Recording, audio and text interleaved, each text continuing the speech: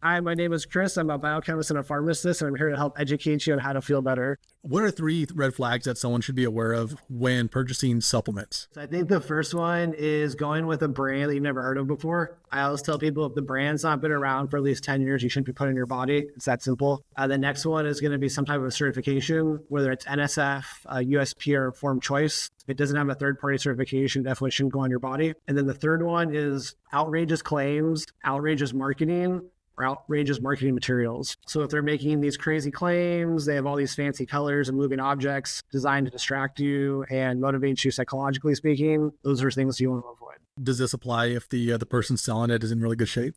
Yeah, again, so like we've talked about other examples is typically these people who are making these videos that have, 5% muscle mass, they're on steroids, growth hormone, or they're doing all these other things. They're typically not using the products they're taking. They're typically spokespeople, and they're just using their own physical appearance to kind of psychologically induce you to think that that's how they got there, but it's usually not the case. I think I was reading something, and the rate of people using SARMs or steroids, stuff like that, is just going up, and especially for the females. I would say when it comes to anabolic protocols, I still think it's gray. I don't think they've collected enough evidence and really reviewed it.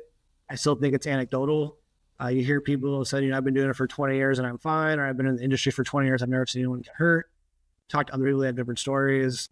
So I think, again, it's on an individual basis, and it comes down to what your goals are and the risk versus the benefit, and what you're willing to risk for the benefits you're trying to gain. It's like so many different things, right? The person who could smoke forever and never get lung cancer, and the person all of a sudden gets lung cancer has never smoked in their life. So I think there's so many different things that are happening.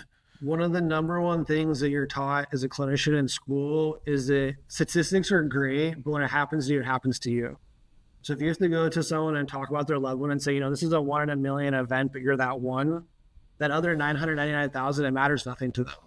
So you do have to tell people that if there is a risk, this is the risk. It could happen. And if it happens to you, it's going to happen to you. And you need to understand that and be prepared for that. Let's go ahead and I guess I want to dive into kind of your individual protocol for training and stuff. And we were talking about it before, and you've been doing a lot of training for an Olympic try, right? I was half Ironman. Yeah. I did an Olympic distance triathlon last weekend. It took me about 4 hours and 7 minutes, because I was just trying to get through the whole thing and not so much burn myself out. But yeah, the goal is to get up to half Ironman, which is about double that distance. And have you felt, what has been your experience kind of, I guess, using your protocol, using the supplements that you use? Benefits? Yeah. Have you found something that maybe no benefits yet, or kind of what's going on? So again, my personal philosophy is to look at your body like an engine or a machine, and to take care of that engine, that machine. Because if you don't do that, eventually something's going to break down. It's just a matter of time. And I think you see that a lot of people who are trained is that maybe they can do it for a couple of weeks or a couple of months, but all of a sudden they overtrain, they get injured, and they have to basically stop training. And so I think that's one of the primary goals, is to basically ensure that doesn't happen. So I have basically my pre-workout, which is more of a couple of days in advance preparing, the day of, and then the recovery afterwards. I break it in those 3 things. But I think the most important thing for me is that pre-part, which is giving your body what it needs. So when you're out there, your body does not break down and doesn't become dangerous. So for example, last weekend I went and I ran 7 miles, and unfortunately it was 90 degrees outside. So it was extremely hot. And based off my smartwatch, I think I sweated out about 1,500 to 2,000 milliliters of fluids, which is a lot, especially because you typically have between 700 and 1,000 milligrams of sodium per liter of sweat. So in that instance, I probably sweated out between 1,500 and 2,000 milligrams of sodium. So that's not something you can replace on the spot. You have to basically the day of, the day before, try to basically add that into your body so it's already in there. And then as you're going along, basically replace it. So I think I try to do that. And I definitely notice it, because when I'm out there training, I actually end up faster at the end than in the beginning. So what I notice with almost all of my workouts is my last mile is typically my fastest mile, whether I'm cycling, running, or swimming. And I definitely chalk that up to the training, but also the supplements, because what I see is as I push myself, my body handles it. My body has what it needs and my body responds. Instead of going out there and bunking or getting cramping or whatever it may be, I definitely think the supplements help you stay at that high level the entire time. I think that's the first part. And the second part, so when you do recovery afterwards, so when you go out and you do 4 or 5 hours of cardio in a single day, you're going to feel it the next day. And it's okay to take 1 or 2 days off, but that third or fourth day, you have to train. And so if that recovery bleeds in that third or fourth day, that obviously affects your training. At the same time, if you're not fully recovered and then you try to train anyways, some overtraining can come into it. So I think of those three aspects as being important for that. Yeah. Hey there, listeners. Are you tired and frustrated of all these choices and brands and supplements? We get it. We're here to help. That's why we made our online supplement store with our pharmacist curated inventory. We take the guess work out of supplements and give you evidence-based medicine at the click of a button. It's that simple. For our new customers, we're offering a 15% off your first order with our discount code WELCOME15 at checkout. It's that simple. Take that first step towards better health. And now back to the show. I know you said you were experimenting maybe with some creatine for endurance and stuff. Any good positive effects that you've seen so far? So I definitely noticed it. That's the short answer immediately. I'd say it typically takes 5 to 10 days to load, right? So I think it was around day 7 or day 8, my second or third run. I definitely noticed there's more endurance. And like I said, what I've seen is I just don't get really tired when I exercise right now. I typically can do 1 to 2 hours without any fatigue. And even last week, when I hit 4 hours, I felt super strong at that 4-hour mark. And so I definitely think the creatine is a big part of that. Creatine is this very weird supplement that's been around for a long time, and it kind of ebbs and flows in popularity.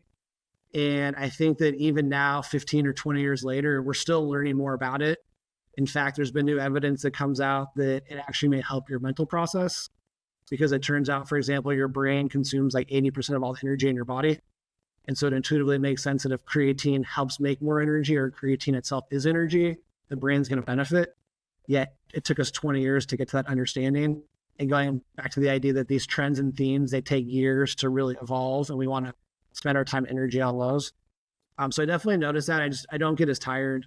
I have a really high level of endurance. And like I said, typically my last mile is my fastest mile. And I definitely think the creatine has played a role in that. It's been pretty clear. And then the other big one I just want to throw into, because again, when I did my own research, I didn't find good research. And over the last couple of months, as I've been trying this protocol, I've learned a lot of things.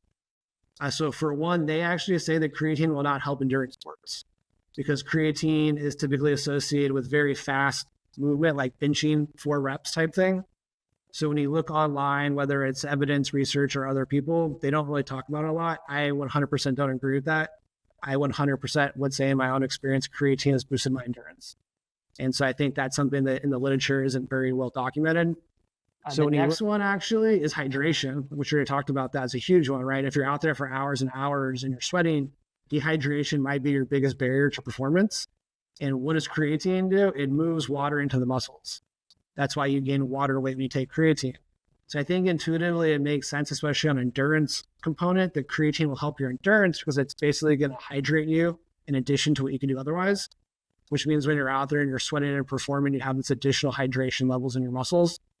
Some people may not be aware, but it's been proven that once you become dehydrated, your muscles become 40% less effective. And typically that can only be a 3 to 5% decrease in body volume of water. So basically in a period of 60 or 75 minutes, you can become dehydrated, and imagine losing 40% of your potential. So basically, if the goal is endurance, efficiency, outcome, performance, recovery, whatever it is, hydration probably is the biggest goal, because there's probably nothing else out there that's going to give you that 40% reduction or gain if you don't do it properly. Yeah, and staying on the subject of creatine, I know that I know from my own experience that it's extremely helpful for athletic performance. What I start to see issues with is that, what is the age? Is there an age where it starts to be appropriate, or is this only for adults? So that's a great question. I'll speak to the short answer and then we'll do the longer answer.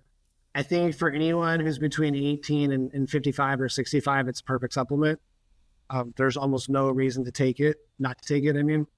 I think once you go under 18 or over 65, it's more on an individual basis. And I'll be honest, I don't have the data memorized on this point. I think the bigger concern with younger people is, does it affect your growth? I don't see creatine negatively affecting your growth. It's not anabolic in nature. It's not going to stunt your bone lengthening like other things would. So personally, I can't see why it would be bad for someone that was too young. And actually, one of my personal questions that I'm working on right now is creatine in elderly people. And I've actually kind of become convinced that it could be the number one supplement for people over 65, to be honest, because of all these things that go into the body, but primarily muscle mass, energy, endurance, and cognitive disease, all of which creatine has strong evidence to support. At the same time, we make a little bit of creatine and we get some creatine in our diet, but as we get older, those are going to decrease, which I think makes those patients benefit even more. So one of my big questions that I'm going to answer in the next couple of weeks is, for people over 65, should they take creatine? Right now, I think the answer is yes. I think it's actually really exciting. I'm really excited to start talking to patients about it and getting them to try and see what the results are. Again, from a physical standpoint, but also a mental standpoint, I think creatine might be the next big thing for elderly people. That's interesting. But do you think, what else would have to be used, I guess, with creatine? Do you have maybe like a senior supplement stack that you would, off the top of your head, say, you know what, if I was designing something for my dad, grandparents, here's what I would want it to be, and have to include some of this stuff? Absolutely, yeah. So I was just talking to some older ladies last night at a community event about this. I think they're about 80. And the number one thing that comes to my mind with people in that age group is every year you lose 1 to 3% of your muscle mass because of aging. So your muscles get smaller every single year. And that's why falls become a problem, mobility becomes a problem, and lifestyle becomes a problem. So that's probably the main goal that everyone in that age group has. And part of why that happens is as you get older, your ability to digest and absorb foods decreases. So if you need protein to build muscles and you get older and you can't absorb and digest protein as well, you're going to have a shortage. So I personally think perhaps the number one best supplement for people in that age group is actually protein powder, because we know they're losing muscle mass. We know their ability to absorb and digest proteins is impaired. And we know that proteins are the building blocks of life. The second one's most likely a multivitamin. Like we said, they don't absorb things well. So we want to make it as easily as possible to get what they need and get those base things going, keep their metabolism going. And then also the immune system. So the third one would be a probiotic, because obviously older people are more prone to getting sick. When they do get sick, it's harder for them to recover. So I definitely would say for people over 65, for example, the 3 most important products are going to be whey protein, multivitamin, and a probiotic. Definitely for sure. Probably the next easiest one is vitamin D levels. So they should get their vitamin D done every 3 to 6 months. And if they're basically below 35 or 40 units, they should be taking additional vitamin D. That multivitamin typically has 1 to 2,000 IUs of vitamin D, which may or may not be enough. So that's an important one. The fourth one is definitely going to be a calcium and magnesium product, because calcium and magnesium drive the body, especially the muscles and the brain, and also the sleep cycle. And it's not something you can get very easily in your diet. So without calcium and magnesium, you get muscle cramps, lack of energy, difficulty sleeping. So definitely that would be an important one. And then the fifth one, I would kind of leave up to individualness. So probably some type of an anti-inflammatory. That would be a really good one. And then my personal favorite in this group would be the CoQ10. Again, going back to the mitochondrial function. If our theory is that the mitochondrials might get older, causing disease, especially cognitive disease, which everyone's worried about right now, very justly, the CoQ10 is one of the best things we have to help mitigate that. So that would probably be the last product I would throw into that 5 or 6 group.